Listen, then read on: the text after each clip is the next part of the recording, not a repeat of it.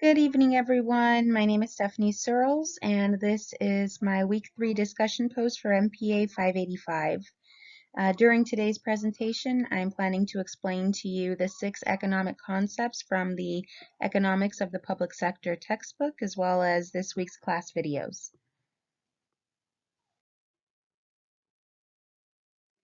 The first concept that I selected is the concept of diminishing marginal utility, which is found in Chapter 7, page 168.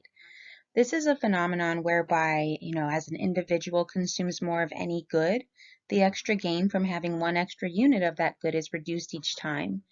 Let's take the example of candy. When you eat the first piece, the experience tends to be, great, it's satisfying. The third one is potentially still the same or maybe, just good. But starting from the seventh onwards, give or take, and I may or may not indulge myself every so often, that seventh one, the experience shifts from good towards the negative. By the 10th, the experience is no longer pleasant at all. I believe that the average American understands this concept, given it's a fairly practical concept.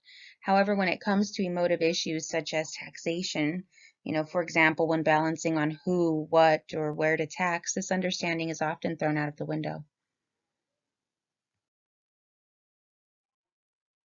Another concept is natural monopolies, which is a concept found in Chapter 8, page 202. Monopoly, as we know, comes from a market structure where a single seller or producer assumes a dominant position in an industry or sector.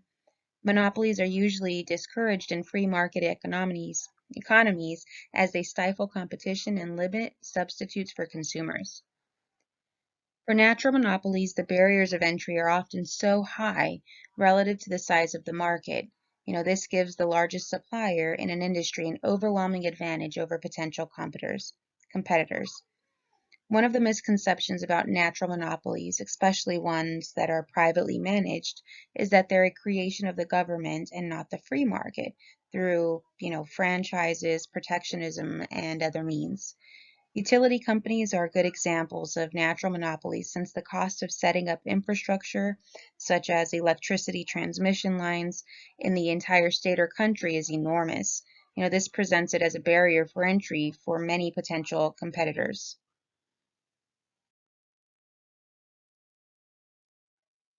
The third concept is government failures, which is still found in Chapter 8 of the textbook on page 210.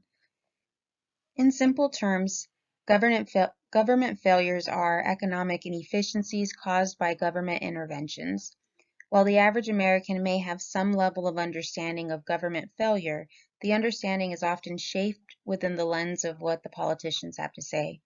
At times, these failures occur after a series of economic decisions are made, spanning over a long period of time or perhaps even more than one regime. One example of a government failure is the 2008 financial crisis, which led to the Great Recession. In this case, government failure had a leading role in creating the conditions that led to the crash. By then, the government policy had, it encouraged high-risk lending through support from Fannie Mae, Freddie Mac, and through the Community Reinvestment Act and related regulations.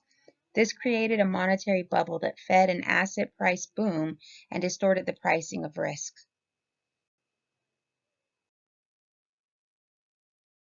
The fifth concept comes from this week's video, Econ Concepts in 60 Seconds, Externalities. The concept is negative externalities, where the presenter clearly elaborated on what happens in the case of negative externality from a cost-benefit standpoint. In negative externalities, the cost to society is often high, thus making the marginal social cost, MSC, which factors in both the cost to society as well as the marginal private cost, to be high. If left unchecked, producers and suppliers will provide higher quantities to the market.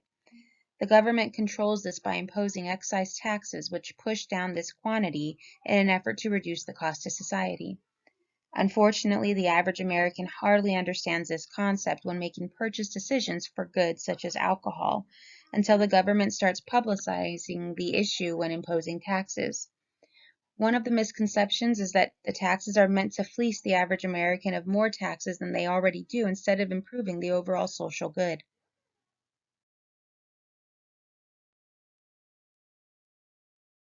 The fifth concept is velocity of money, which comes from this week's crash course video on recession and hyperinflation. Velocity of money is the frequency at which one unit of currency is used to purchase goods and services within a given time period, or basically the number of times $1 is spent to buy goods and services per unit of time. As velocity of money increases, the rate of inflation also increases. Currently, economists point out that our velocity is at an all-time low. Instead of spending new money injected into the economic system, consumers and businesses have been either hoarding, investing, or paying down debt, while household savings rates have spiked. The average American may not necessarily understand this concept, mostly explained by their spending behaviors in anticipation of changes in prices. It's also not a common concept used in day-to-day situations when explaining economic situations.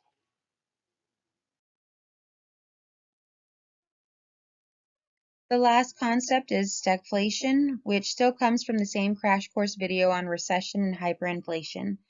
Stagflation happens when there's a high level of inflation or high inflation and at the same time stagnation of economic growth. Most of the average citizens understand inflation, depression, and recession, while very few understand stagflation since it's yet to happen in recent times. However, the current economic situation is what is exposing many to this concept, since the current economy is on depreciated growth while inflation is fast rising.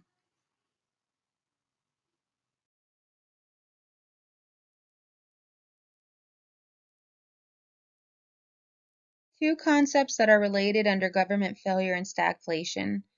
Um, when there is extremely harsh or extremely lax regulations of markets, goods, and labor, then there is likely to be issues resulting in market failures that can either cause hyperinflation or recession of the economy. This could lead to stagflation, which another example is, again, the 2008 economic crisis. And that concludes this week's discussion post. Thanks for spending some time with me, and I look forward to hearing all of your posts as well. Thank you.